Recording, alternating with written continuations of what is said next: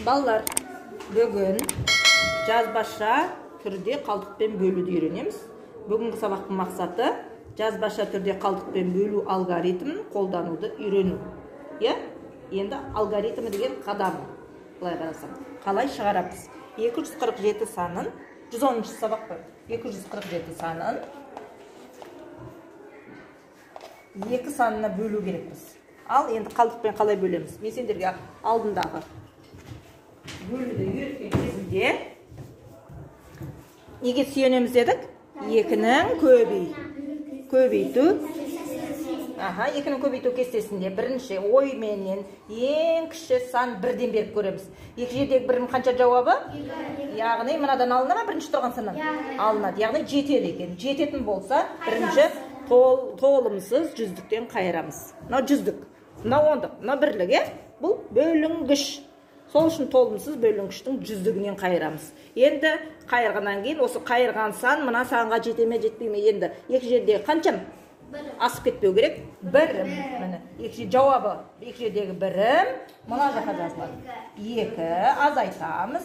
0 қалады. Келесі толық емес, толымсыз нені шақырамыз? 4, яғни ол ондық. 4 шақырамыз. Кеттік.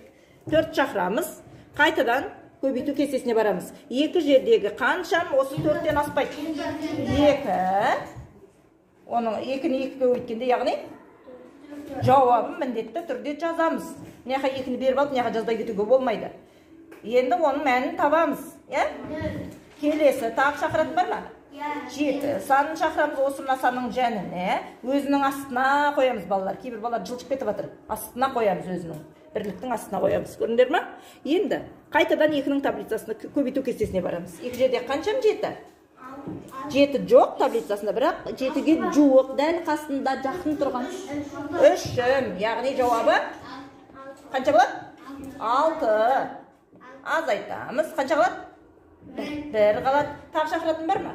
Жоқ. Яғни мына қалып қалғаны ол қалдығы болып саналады. Мына жазған кезде де қалдығы 1 деп жазамыз. Енді осыны қалай тексереміз? Тексеру кезінде шыққан мәні бар ма? Бөліндінің мәні, осы мәнін бірінші жазып аламыз.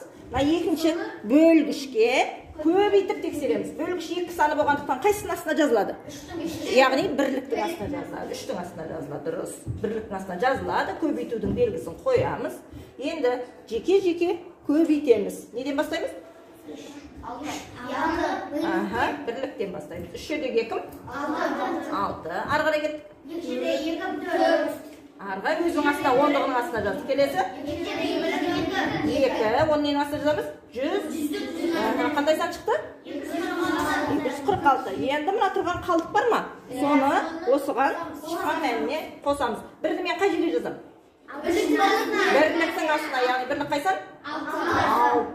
Дұрыс айтасыңдар. Енді бірлікке бірлікті қосам. 10-ға қосатын жоқ өзі.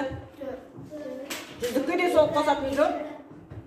Өзі шығады. Қандай сан шықты?